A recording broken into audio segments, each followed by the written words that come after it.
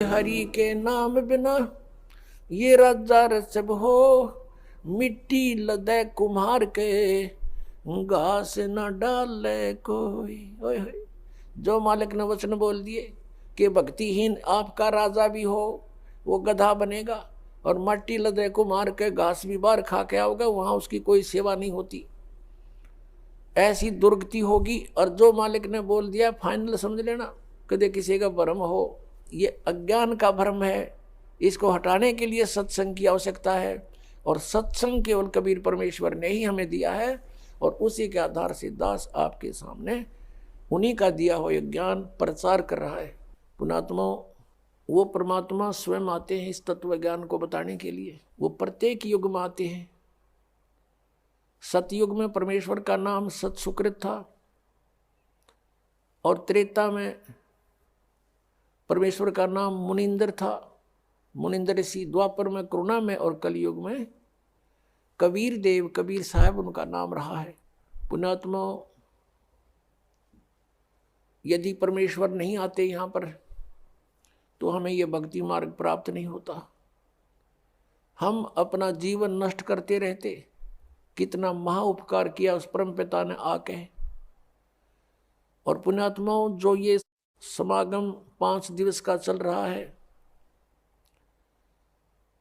ये इस दास को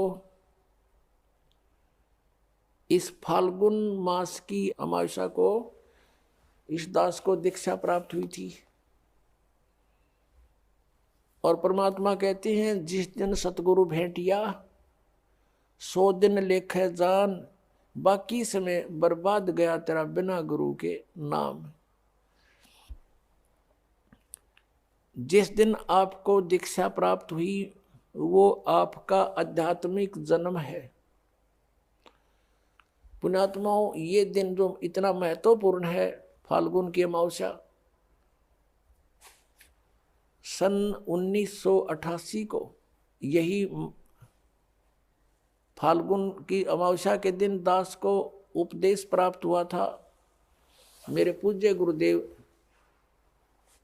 परम पूज्य स्वामी रामदेवानंद जी महाराज से। और पुण्यात्माओं, अगर वो दिन मुझे प्राप्त ना होता तो आज आप भी दुखी रहते, वंचित रहते, और दास का भी जीवन नष्ट हो जाता। अब वो दिन इस जिंदगी में भूला नहीं जा सकता। तो उस उपलक्ष्य में ये ज्ञान, ये समागम हो रहा है। तो जिस तरह दास को ये ज्ञान हुआ, और ये दास पहले यही डले ढो रहा था, लोक वेद के आधार से भक्ति कर रहा था। पीछे लग गया जाऊं था मैं लोक वेद के साथ, रस्ते में सतगुरु मिले है दीपक दे दिया हाथ। तो दास भी यही लोक वेद के आधार से बाबा श्याम जी की जय हो, बाबा श्याम जी के पुजारी, और फिर हनुमान जी के पुजारी। 25 वर्ष तक दास ने हनुमान जी का व्रत रखा। मंगलवार का हनुमान चालीसा 7 बार प्रतिदिन कंटिन्यूस करना।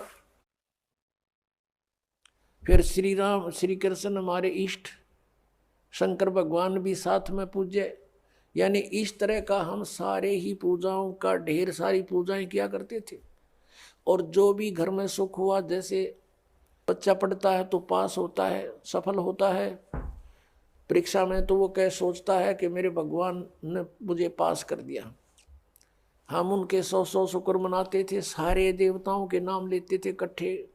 उसने दया करी, बाबा श्याम जी की जय हो, हनुमान जी की जय हो, श्री कृष्ण भगवान की जय हो, राम की जय हो, शंकर भगवान ने दया कर दी।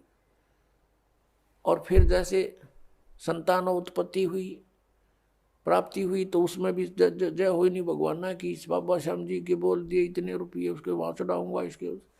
अब ये लोक वेद के आधार से हम सोच रहे थे ये देवता हमें लाभ दे रहे, ये तो कुछ भी ना कर सकते।